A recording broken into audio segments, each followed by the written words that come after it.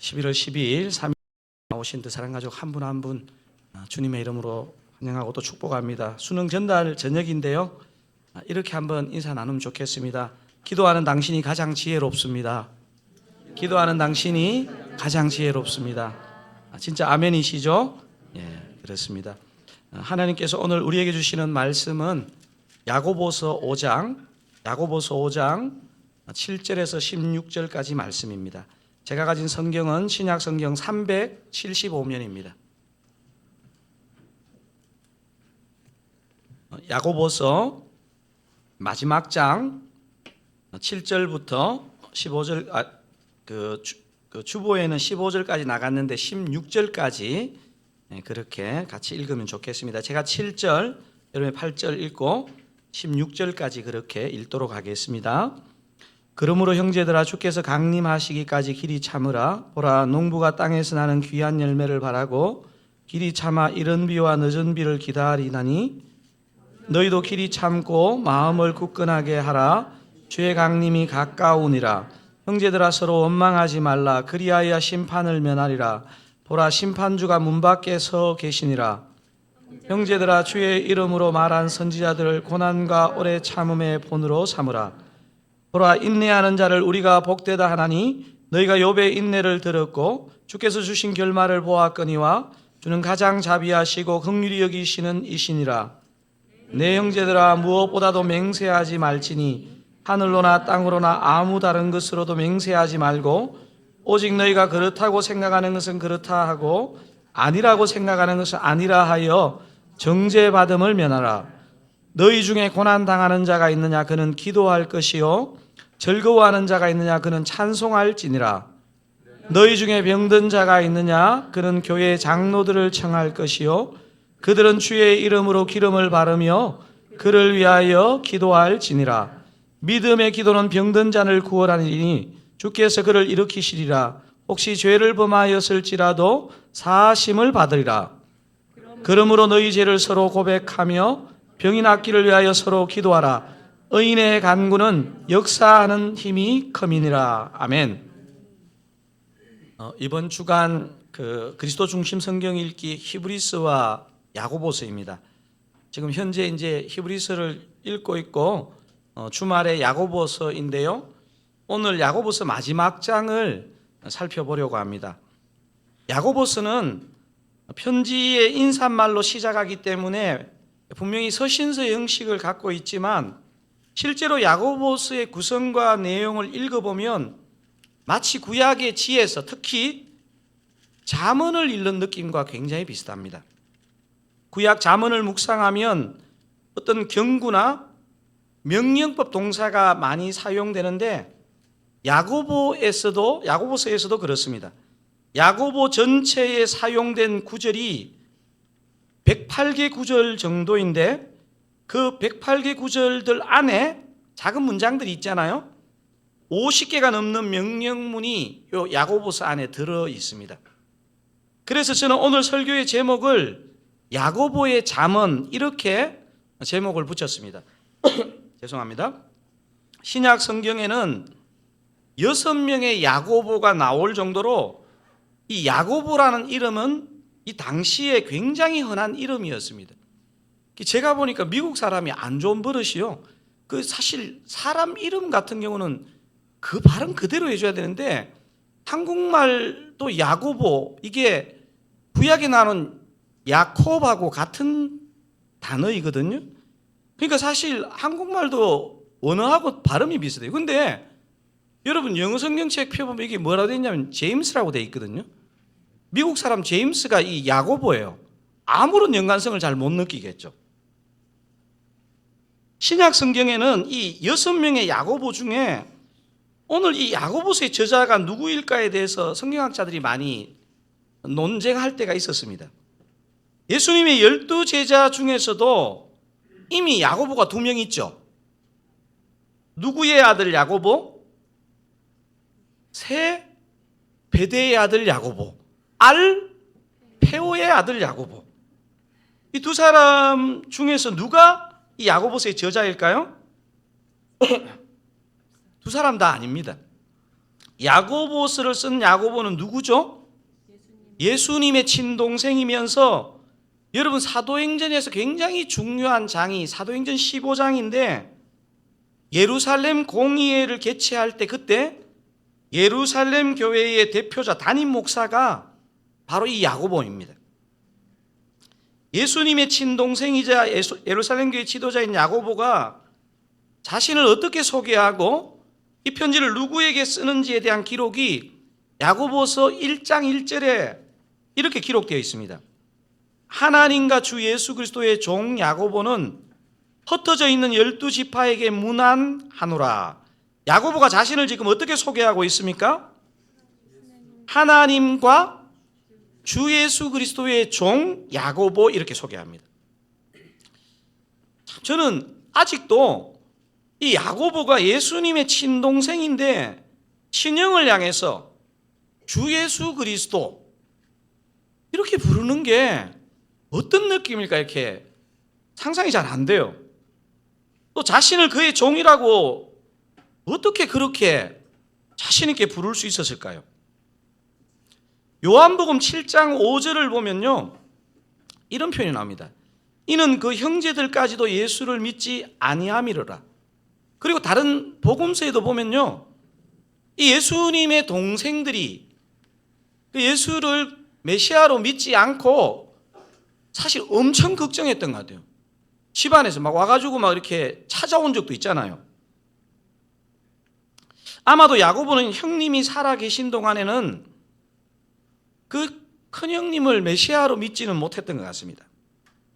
야고보가 언제 어떻게 예수님을 메시아로 믿었는지에 대한 정확하지는 않지만 아주 굵직한 힌트가 되는 구절이 나오는데 그게 바울 서신 중에 고린도전서 15장 그 부활장을 읽어보면요 이 야고보가 등장합니다. 한번 제가 읽어볼게요. 고린도전서 15장 3절부터 제가 쭉 한번 읽어보겠습니다.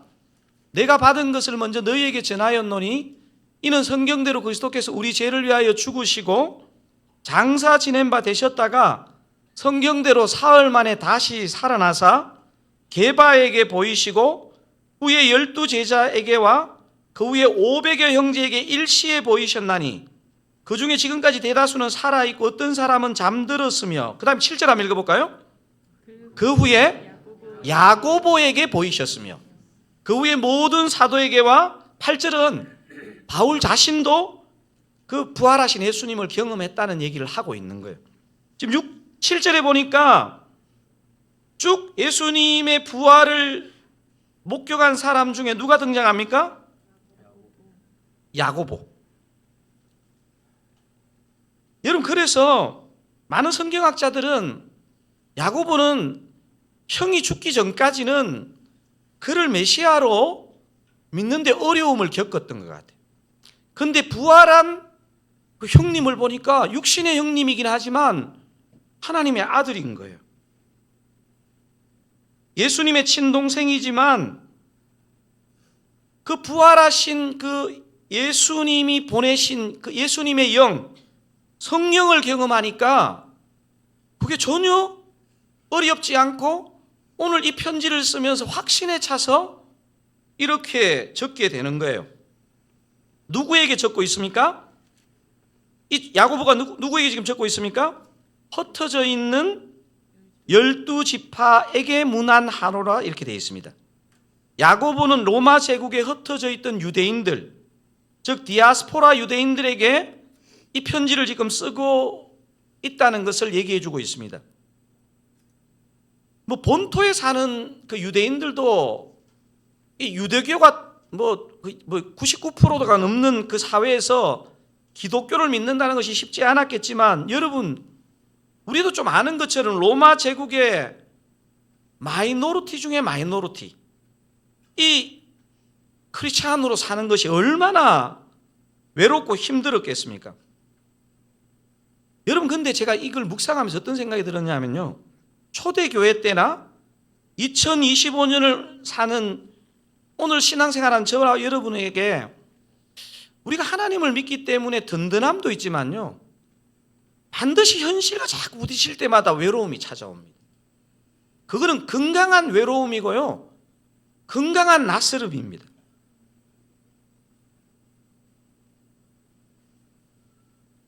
사람이 아무리 믿음이 좋아도요, 힘들게 살면 오류와 왜곡이 들어오기 쉽습니다. 이렇게 로마 제국에 흩어져 사는 12지파 디아스포라 유대인들, 여러분 한번 상상을 해보세요. 그래도 우리 분당은 예수 믿는 사람이 꽤 많잖아요. 저 시골 같은 데 가면, 사실 경상도 시골에 가면 예수 믿는 사람이 거의 없는 마을도 있거든요. 근데 이 드넓은 로마 제국에 흩어져서 진짜 막 가물에 콩 나듯이 예수를 믿는 그들에게 믿음을 처음 받아들일 때는 좋았지만 이게 얼마나 힘들었겠습니까? 여러분, 히브리서는 그런 배경에서 적혀졌고 야고보서도 그런 배경에서 적혀진 거예요. 그래서 야고보는 딱 이런 생각을 가진 거예요. 믿음이 있지만 진짜 이렇게 거센 로마 제국의 가치관 속에 사는 흩어져 있는 디아스포라 유대인들에게 그들도 그러고 싶지 않지만 들어와 있을 수 있는 오해와 오류를 교정해 주고 싶은 마음이 야고보서로 하여금 이 편지를 적게 한 거예요. 여러분, 그래서 이거는 제가 지금 소개하는 거는 약간 인트로덕션처럼 야고보서를 읽을 때 여러분이 기억하면 너무 좋아요. 초대교회 디아스포라 유대인들이 가지기 쉬웠던 세 가지 오해와 야고보의 어떤 그 오해를 고치기 위한 처방. 첫 번째는 뭐냐면요, 사람들 속에, 이게 세속적인 생각 속에 시험은 나쁘다, 고난과 고통은 나쁘다, 이런 것이 이게 약간 영적인 것까지 가미되면 재수 없다 이러잖아요. 그죠? 그런데 야고보는 어떻게 얘기하냐면요, 1장에서 시험을 온전히 기쁘게 여기라, 고난을 기쁘게 여기라, 인내가 온전함을 너에게 이룬다. 시험 고난이 다 나쁜 게 아니다. 너희들이 힘든 거 안다. 그런데 그 시험 고난이 너를 온전하고 온전히 기쁘게 하도록 한다. 자, 이거를 첫 번째 야고보가 얘기해 주고 있고, 두 번째는 뭐라고 되어 있습니까? 믿음은 생각의 문제다. 사람이 있잖아요, 자신 없으면요, 제가 우리 제자반 사역반 이렇게 숙제 내보면요, 자신이 없으면 추상적으로 이렇게 적어요. 이게 분명히 내용원에 딱 들어오잖아요. 그러면요, 뭐라도 적어요, 구체적으로. 믿음이 힘을 잃으면요, 추상어가 되고 생각 속에 자꾸 가두어요. 야고보는요, 믿음은 그런 게 아니다. 네가 한 가지를 믿었더라도, 한 가지를 생각했더라도 반드시 그것을 행하려고 한다. 행함의 문제다. 이거를 이제 두 번째로 그 오해를 교정해 주고 싶어 하고요. 세 번째 오해는 뭐라고 되어 있습니까? 믿음은 개인의 문제다. 믿음은 개인의 문제다. 그런데 그 오류고 오해다. 믿음은 뭐다? 공동체의 문제다. 공동체의 문제. 저는 한 번씩 있잖아요, 한국 교회가 막 욕을 많이 들어먹지만요, 교회가 건강도를 회복하면요, 교회보다 이 사회에 더 좋은 대안은 저는 없다고 확신합니다. 왜냐하면요, 이렇게까지 서로를 생각해 주는 공동체는 없습니다. 로마 제국에 흩어져 살며 예수님을 믿던 소수의 유대인 크리스찬들, 여러분 그들의 입장을 한번 생각해 보면 얼마나 외롭고 힘들었겠습니까? 처음에는 안 그런 줄 알지만 시간이 지나면요, 세상의 기준이 스물스물 들어옵니다. 이창수 목사님이 제가 10년 동안 있으면서 목회 지도 받을 때 저희들에게 귀에 닦지 않도록 얘기했던 게 뭐냐면, 시간에 정직해라. 시간에 정직하지 않으면 나중에 목회자가 아니다. 왜냐하면요, 그 속에서 이게 뭐 희한한 게 다 들어오거든요. 시험, 고난은 안 좋은 것이구나, 이거야말로 굉장히 맞는 듯 하나 세속적인 생각, 신앙이 약화되었을 때 생각이에요. 저는 건강이 최고야 이런 말이 있잖아요. 인간적으로는 이해가 되는데 이거 아닌데? 이런 생각이 들 때가 있어요. 여러분 그런 생각 들 때 있지 않습니까? 이에 대해 야고보는 1장 2절부터 쭉 풀어가면서 12절에 이렇게 영적인 비타민을 한 방 줍니다. 2절하고 12절만 한번 읽어볼게요. 제가 2절 읽어볼게요. 내 형제들아 너희가 여러 가지 시험을 당하거든 어떡하라? 온전히 기쁘게 여기라. 자, 12절. 자, 이게 쭉 이 내용을 쭉 기록하거든요. 그리고 12절에 이렇게 한 방을 딱 줍니다. 면역제입니다. 면역 비타민입니다. 한번 읽어보십시오. 시험을 참는 자는 복이 있나니 이는 시련을 견디어낸 자가 주께서 자기를 사랑하는 자들에게 약속하신 생명의 면류관을 얻을 것이기 때문이라. 많은 복이 있는데 너희들 이 끝에 생명의 면류관이 있다? 지금 이 얘기를 하고 있는 거예요. 인내의 결실로 마지막에 생명의 면류관을 얻게 된다는 것입니다. 자, 두 번째 오해와 야고보의 답은 뭐였습니까? 두 번째 오해. 초대교회 디아스포라 유대인들이 가지기 쉬웠던 첫 번째 오해는 뭐였습니까? 시험, 고난은 나쁘다. 그런데 야고보의 처방은 뭐였습니까? 시험을 온전히 기쁘게 여기라. 생명의 면류관이 있다. 너희들이 이 땅에서 온전해진다. 그 이야기를 지금 앞에서 하는 거고요. 두 번째, 가지기 쉬운 오해가 뭡니까? 믿음은 생각의 문제다. 잘 생각하고 잘 믿으면 되지. 근데 믿음은 행함의 문제라. 여러분, 야고보서에서 굉장히 중요하고 길게 다루고 있는 이슈가 뭐냐면요, 행함이 없는 믿음은 죽은 것이다. 이걸 계속 반복하고 있어요.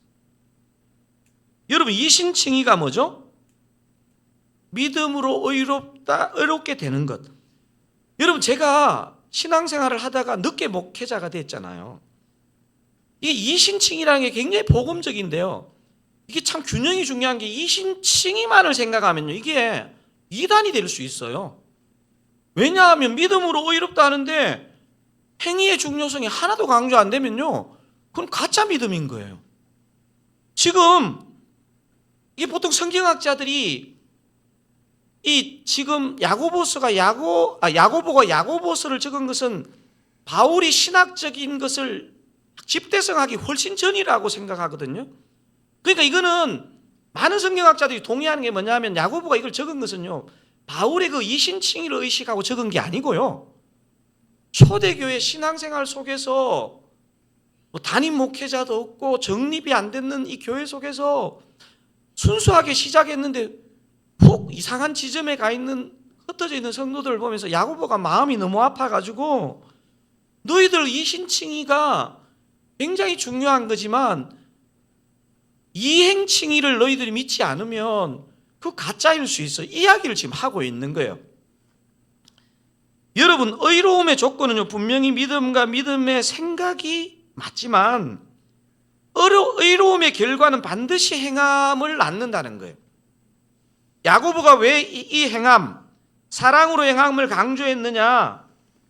제국 속에서 시련을 당하는 성도들의 모인 교회 안에 헐벗고 굶주리고 차별당한 형제 자매들을 보면서 그 사람 한 명을 구체적으로 사랑해야 되는 게 그게 참 믿음의 증거다. 이야기를 야고보는 지금 야고보에서 하고 있는 겁니다. 자, 이 편지의 독자들이 가진 이제 세 번째 오해인데요. 자, 첫 번째, 두 번째 복습해 볼까요? 뭡니까? 첫 번째, 시험은 나쁘다. 그런 거 아니다. 두 번째, 믿음은 생각의 문제다. 아니다. 행위의 문제가 있다. 마지막 세 번째 뭐라 그랬습니까? 믿음은 개인의 문제다. 아니다. 믿음은 공동체의 문제다. 우리가 그 중심으로 지금 읽고 있는 히브리서도 그렇고요, 오늘 살펴보는 야고보서도 그렇고요, 제가 예전에 요한계시록 하면서 여러 번 강조했는 적이 있는데, 요한계시록은요, 신비주의자들의 심리를 만족시키는 책이 아니고요, 종말을 사는 공동체가, 교회 공동체가 어떻게 살아야 되는지 대안을 제시하는 게 요한계시록입니다. 여러분, 그래서 우리는 한 번씩 성경을 읽다가 우리는 자꾸 내한테 어떤 감정으로 다가오느냐, 요즘 내 삶이 어떻게 중요하냐, 이것도 중요한데요, 이 메시지의 가장 본질적인 것은요, 공동체를 향해서 적고 있다는 것을 깨닫는 게 되게 중요해요.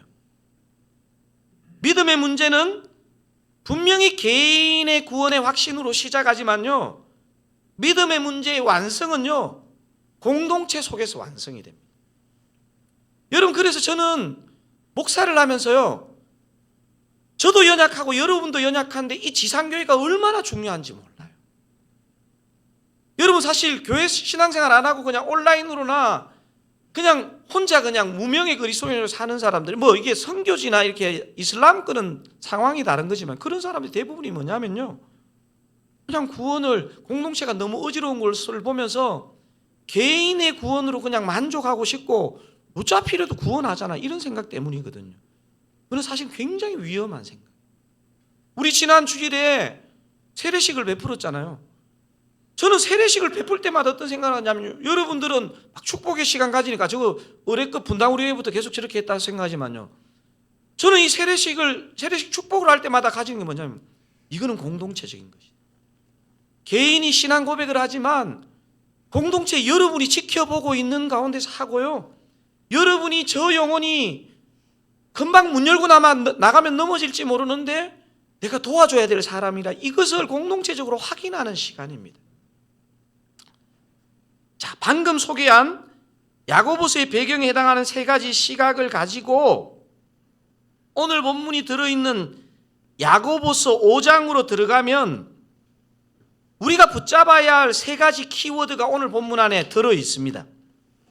자, 여러분, 앞에 거는 그냥 인트로덕션이니까 이렇게 저장해 놓고 기억을 안 해도 되는데, 오늘 설교를 마치고 기도할 때는 지금 얘기하는 세 가지는 들어와야 됩니다. 야고보서 5장을 푸는 세 가지 키워드가 있는데요, 그게 뭐냐면, 하나는 종말, 다른 뉘앙스의 단어로 표현하면 인내, 두 번째는 뭡니까? 기도, 세 번째 키워드는 뭡니까? 공동체.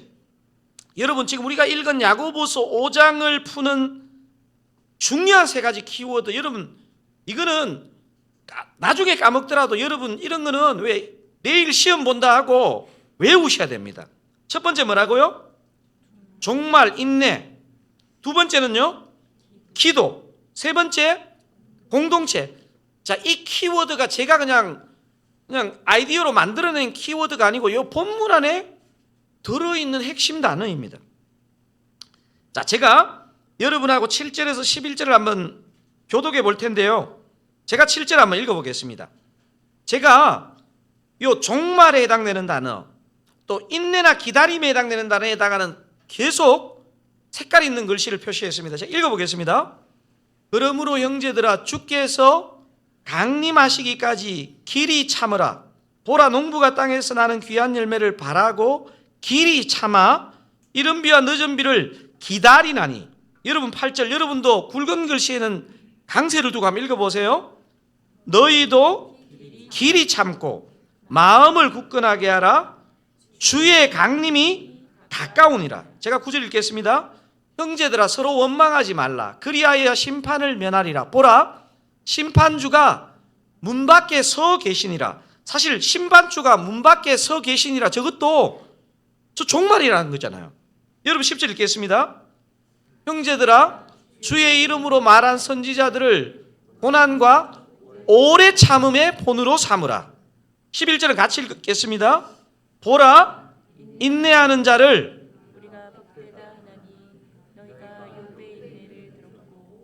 주께서 주신 결말을 보았거니와 주는 가장 자비하시고 긍휼히 여기시는 이시니라. 여러분 지금 읽으시면서 색깔 있는 글씨의 공통점이 뭐죠? 하나는 주의 강림, 종말에 관한 단어이고요, 다른 하나는 뭡니까? 길이 참고 오래 참고 인내에 관한 말씀입니다. 여러분, 그래서 오늘 본문에서 이 야고보가 강조하고 싶은 굉장히 중요한 키워드는 뭐냐면요, 종말, 끝이 있다. 그래서 조금만 더 참아라. 물론 조금이 좀 길어요. 등산할 때 여러분 많이 쏘갔잖아요. 얼마나 남았습니까? 다 왔어요 했는데 앞으로 1km야. 신앙은 더 그렇습니다. 우리처럼 참을성이 없는 사람이 어떻게 참을 수 있습니까? 종말, 주의 강림, 그 주께서 지금도 내 가장 가까운 곳에서 나를 붙잡고 계시다는 이 사실이요, 참을성 없는 사람에게 참을성을 줍니다. 여러분 영적인 대가는 서로 통하는 것 같아요. 제가 보니까 성경을 읽다 보면 여러분 관주라는 게 있잖아요. 지금 이런 거는 관주로 나와 있지 않지만 저는 성경을 이렇게 읽다 보면 이게 매칭이 되는 부분이 있어요. 예루살렘 교회 지도자인 야고보가 로마 제국에 흩어져 사는 외로운 유대인 크리스찬들에게 지금 이 메시지를 주고 있다면, 사도 바울이 생애 가장 마지막에 정말 힘겨운 사역을 하는 사랑하는 영적인 아들 디모데에게 이런 느낌의 메시지를 주고 있습니다. 저는 사실 오늘 이 야고보서 본문도 중요하지만요, 여러분 디모데후서 4장 1절 이런 구절들은요 진짜 여러분이 손으로 적든지 워딩을 해가지고 여러분 잘 보는 곳에 한번 붙여도 보세요. 운전하는 곳에. 저는 이 구절을 굉장히 중요하게 봤습니다. 여러분 4장 1절 같이 한번 읽어보겠습니다. 하나님 앞과 살아있는 자와 죽은 자를 심판하실 그리스도 예수 앞에서 그가 나타나실 것과 그의 나라를 두고 엄히 명하노니. 저는 약간 오바해서 이렇게 생각해 봅니다. 여러분 바울의 가장 생애 마지막 편지가 디모데후서고요, 가장 사랑하는 아들 중에 한 명이 디모데입니다. 언제 죽을지 모릅니다. 그에게 적는 마지막 편지 마지막 장 첫 절입니다. 4장 1절. 얼마나 비장하겠습니까? 한 절이 얼마나 중요하겠습니까? 이렇게 얘기합니다. 하나님 앞과 살아있는 자와 죽은 자를 심판하실 그리스도 예수 앞에서 그가 나타나실 것과 그의 나라를 두고 엄히 명하노니. 이게 바울이요 지금 야고보하고 여러분 똑같은 맥락 아닙니까? 너 힘들지? 너 영적 전쟁이 힘들지? 너 근데 하나님 앞과 살아있는 자와 죽은 자를 심판하실 그리스도 예수 앞에서 그가 나타나실 것과 우리 주님의 다시 오심 재림이죠. 그리고 그의 나라를 두고 저와 여러분 모두가 장차 들어갈 하나님 나라를 두고 지금 바울이 야고보와 똑같은 심정으로 명하고 있는 것입니다. 사랑하는 사랑하중 여러분, 저와 여러분은요 우리 인격으로 우리의 자연인의 의지로 견디면요 아무도 생존할 수 있는 자가 없습니다. 하나님 앞과 살아있는 자와 죽은 자를 심판하실 그리스도 예수 앞에서 그의 나타나실 것과 그의 나라를 의식하고 사는 자가 바로 저와 여러분인 줄 믿습니다. 여러분 예수를 믿는다는 것은요 내가 24시간은 그렇지 못한다 하더라도 아주 중요한 순간 앞에 하나님을 의식하고 예수 그리스도를 의식하고 그분의 다시 오심을 의식하고 그분의 나라에 내가 지금 하는 이것이 어떤 영향 미칠지를 생각하는 것, 이것이 믿음이라는 거예요. 주님을 의식하고 주님의 다시 오심을 의식함으로 인내할 줄 아는 저와 여러분 다 되시기를 바랍니다. 주님과 주님의 다시 오심, 주님의 나라를 의식함으로 오늘 이 시간도 영적으로 다시 한번 일어서시는 저와 여러분 되시기를 주님의 이름으로 축원드립니다. 야고보서 5장을 푸는 첫 번째 키워드가 뭐였습니까? 종말, 인내. 자, 두 번째 키워드가 뭡니까? 기도입니다. 기도. 여러분 지금 저녁 드시고 졸리시는 분은 깨어나셔야 됩니다. 기도입니다. 사랑하는 여러분, 제가 질문 하나 드려볼게요. 고난당할 때가 기도가 어려운가요? 즐거울 때가 기도가 어려운가요? 저 목사는 답하기 어려우면 골라서 다시 한번 여쭤보겠습니다. 여러분이 막 어려운 겪을 때 기도가 잘 안 돼요? 즐거울 때가 기도가 잘 안 돼요? 다 어렵죠, 사실은. 다 어려운데 정직하게 생각해 보면요, 믿음이 없으면 모르겠지만 믿음이 어지간하게 있으면요, 사람이 푹 퍼져 살다가도요 고난을 겪으면, 고통이 딱 찾아오면 긴장을 해가 기도를 하거든요. 그 사실 진짜 어려운 게 뭐냐면 즐겁고 편안하면 기도가 잘 안 돼요. 그래서 야고보가 고난 당할 때는 어떻게 하라고 하고 있습니까? 기도하고 즐거울 때는 찬송하라고 격려합니다. 여러분 사실 여기서 고난, 즐거움, 한 가지 상황을 더 설정하고 야고보가 말씀을 풀어가는데 병들 때를 또 하나 설정합니다. 여러분, 고난당할 때, 즐거울 때, 병들 때 다 기도하라는 뜻이에요. 사실 찬송도요, 곡조 있는 기도거든요. 야고보는 흩어져 있는 당시 크리스천들이 고난의 상황에도 흔치는 않겠지만 너희들이 즐거운 상황에서도 투병 중에도 기도하라고 권면하고 있습니다. 여러분, 바로 몇 주 전에 우리가 역대하 살펴볼 때 하나님이 제일 근심했었던 왕 중에 그 불효의 왕이 뭐냐면요, 병이 들었을 때 여호와께 구하지 않고 의원을 찾아갔더라. 의사에게 구하였더라. 여러분, 하나님은 의사 안 무시하거든요. 의사도 굉장히 중요한, 병원도 굉장히 중요한 기능이 있는데요, 기도의 우선성을 얘기하는 거예요. 야고보가 병든 자에 관한 권면은요, 지금 보니까 고난, 즐거움은요 그냥 짧게 기도하라, 찬송하라 이렇게 하고, 병든 자에 관한 내용이 굉장히 깁니다. 아마 이 시대에 병원이 없었기 때문에 병이 잘못 걸리면 죽는 경우가 많았기 때문에요, 이거는 그 사람들한테 우리가 지금 병든 자의 이 메시지 듣는 느낌하고 전혀 다를 것 같아요. 이거 확 귀에 막 눈에 들어오는 거죠. 자, 13절 14절 제가 13절 먼저 읽어보겠습니다. 너희 중에 고난당하는 자가 있느냐? 그는 기도할 것이요, 즐거워하는 자가 있느냐? 그는 찬송할지니라. 여러분 14절 읽을게요. 너희 중에 병든 자가 있느냐? 그는 교회의 장로들을 청할 것이요, 그들은 주의 이름으로 기름을 바르며 그를 위하여 기도할지니라. 여러분, 여기 기름을 바른다는 것은요, 의약품이 없었기 때문에 그 대용으로 그냥 발랐다고 생각하면 되지, 이건 너무 깊이 생각하지 마세요. 왜 14절에서 야고보가 병든 자에게, 저는 이런 질문을 해봤습니다. 야고보가 그 당시에도 병 고치는 은사를 가진 권사님이나 누가 있었을 텐데 병 고치는 은사를 청하라 하지 않고 왜 교회 장로들을 청하라 권하신 걸까요? 저도 제 자신이 막 신유의 은사가 막 특별하게 있는 것 같지 않거든요. 제가 보니까 현대 목회자 중에서 막 신유의 은사 막 있는 사람 별로 많지 않은 것 같아요. 근데 야고보는 교회 장로들을 청할 것이요, 물론 개인적으로 병 고치는 은사를 가진 분에게 도움을 분명히 청할 수 있고 받을 수 있죠. 여러분 한번 생각해 보세요. 문맥을 생각해 보면 답이 너무 쉬워요. 왜 굳이 야고보는 교회 장로들을 청하라 하신 걸까요? 장로들 중에서, 목회자들 중에서, 장로들이 지금으로 말하면 목회자에 가깝습니다. 물론 평신도 장로들도 해당되지만요. 왜 장로들을 청하라 하신 걸까요?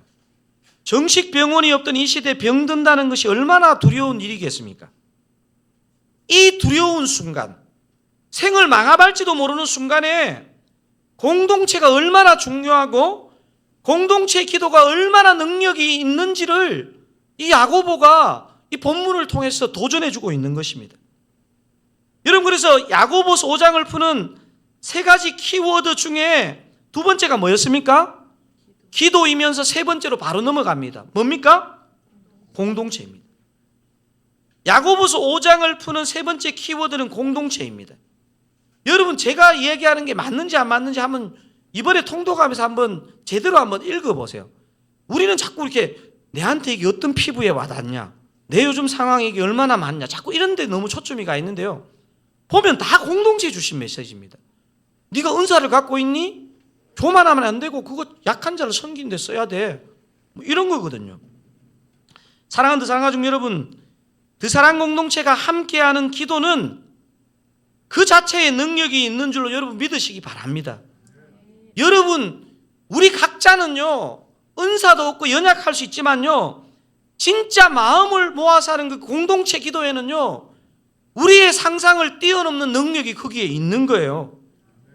이런 의미에서 저는 우리 사랑교회가 개척 때부터 지금까지 각자의 자리에서였지만 중보기도 카톡방을 통해서 수많은 기도자들이 기도하고 있다는 사실이 얼마나 감사하고 얼마나 든든하고 얼마나 좋은지 모르겠습니다.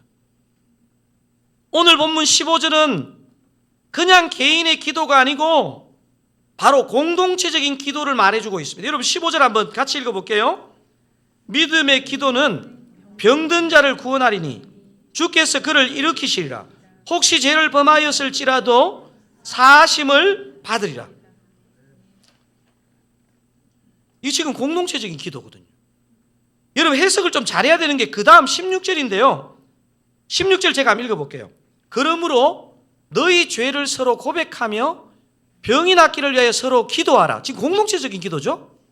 의인의 강구는 역사하는 힘이 큼이니라. 여러분 저거 16절을 성경이 어떤 구절은 되게 쉽지만 어떤 구절은요 신학자가 와서 풀어도 못 풀어요. 16절을 해석을 잘못한 사람들이 많아요. 제가 보니까 16절을 가톨릭에서는요 고해 성사의 근거 구절 중에 하나로 사용합니다. 저게 고해 성사의 근거 구절 중에 하나래요.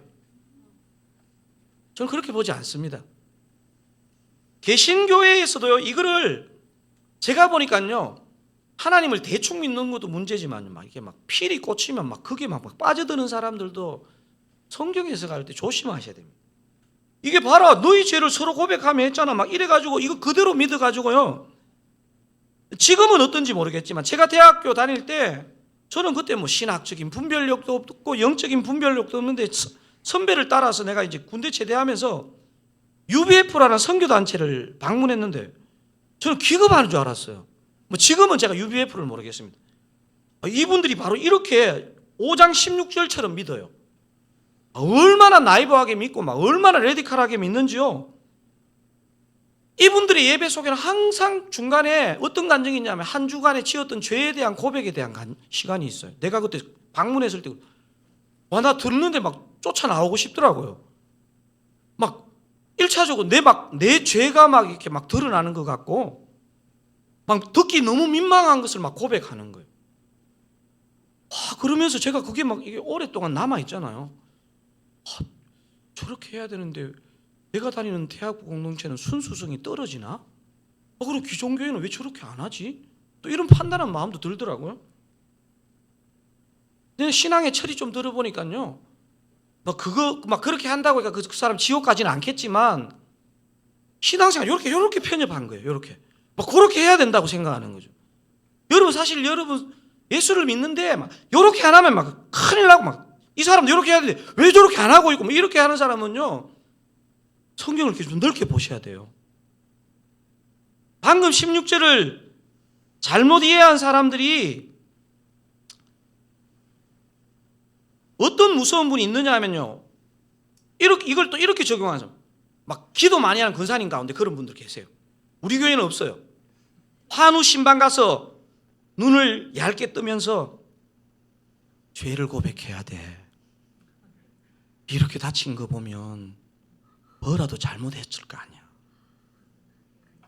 그러면 사람이 처음에는 이분이 왜 이러지? 이러다가 진지하게 그러고 왜 회개를 안 하냐고. 회개하여튼 전통적인 교회 특히 기도 많이 하는 권사님들 중에 그런 분들 계시다는 얘기는 저는 많이 들었어요 사실. 여러분 여기 너희 죄를 서로 고백하며 병이 낫기를 위하여 기도하라에 야고보가 이걸 쓴 원 의도는 뭐냐면요. 저는요 하나님의 방법은 인격적이라고 생각해요. 막 이게 어떤 거스르게 막 한다고 생각하지 않거든요. 이 권면은요 아까 그 권사님이 다친 사람 안 그래도 마음이 힘든데 너 회개해 이거 굉장히 위험한 얘기잖아요. 이 권면은요 병이 든 상대에게 찾아가서 내가 그 사람이 아프고 약한 모습을 보니까 내 마음이 막 약해지면서 내가 그 사람한테 지었던 어떤 잘못이 깨달아져 가지고 집사님, 권사님, 장로님, 형제 자매 내가 진짜 뭐를 모르고 내가 그때 잘못했던 것 같아. 자기 죄를 고백하는 거예요. 자기 죄를. 그 사람에게 지은 자기 죄를. 이해되시죠? 한마디로 상대에게 지은 내 죄의 용서를 구하라는 의미입니다. 그러면 기도의 문이 상상을 초월하게 열릴 수도 있다 이 말인 거예요 사실은. 그리고 병든 당사자와 공동체 지체가 함께 기도할 때 능력이 진짜 나타난다. 우리가 한번 실험해 보자고요. 용서를 구하는 거 쉽지 않지만 용서를 구하고 이랬을 때 능력이 나타난다는 거예요. 사랑하는 사랑가족 여러분, 개인의 기도도 힘이 있지만요, 공동체 기도는 더욱 힘이 있는 줄로 여러분 믿으시기 바랍니다. 의인의 간구는 역사하는 힘이 큼이니라. 아멘. 여기서 의인은요, 믿음 좋은 한 사람, 이 사람이 기도해야 되는데 이거는 저는 복음적이지 않다고 생각해요.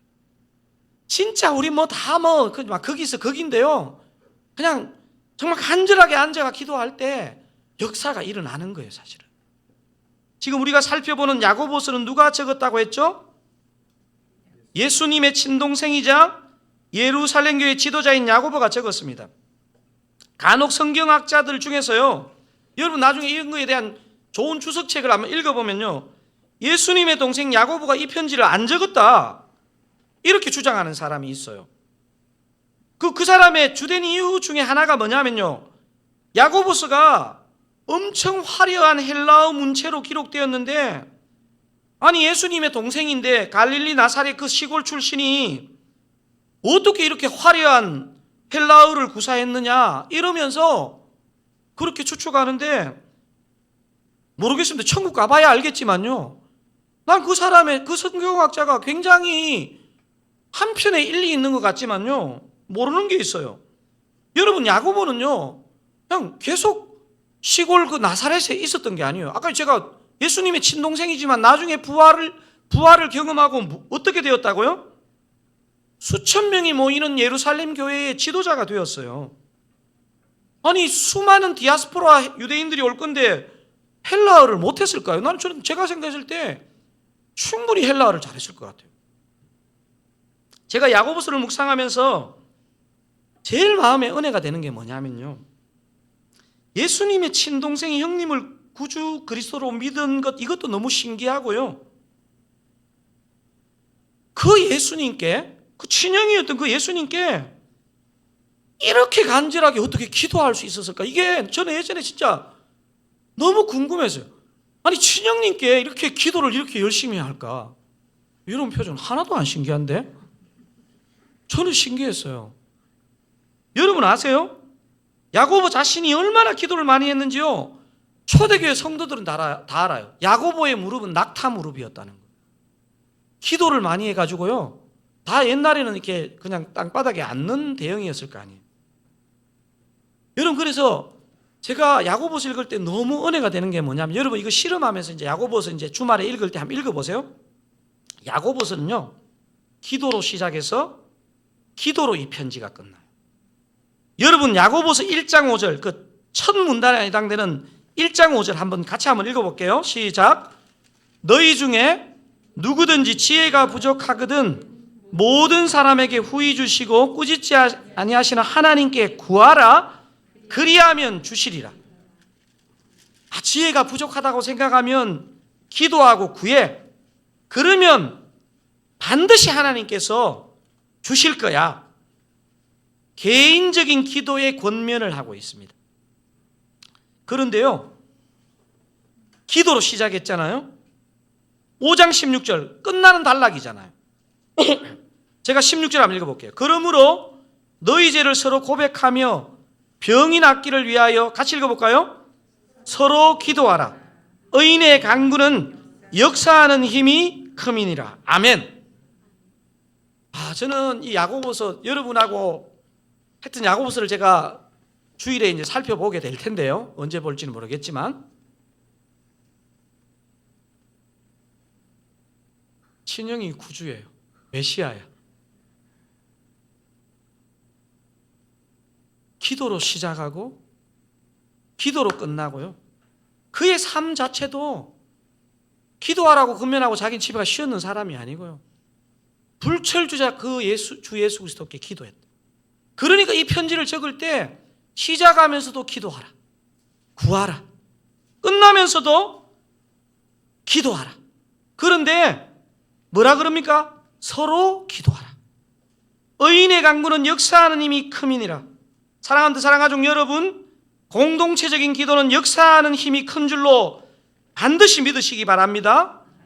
오늘 이 밤 병든 자를 위하여, 고난당하는 자를 위하여, 내일 수능 시험 보는 수험생들을 위하여, 또한 이런저런 공경에 처한 가족과 지체를 위하여 공동체적으로 간절하게 기도하는 밤이 되기를 우리 주님의 이름으로 축원드립니다.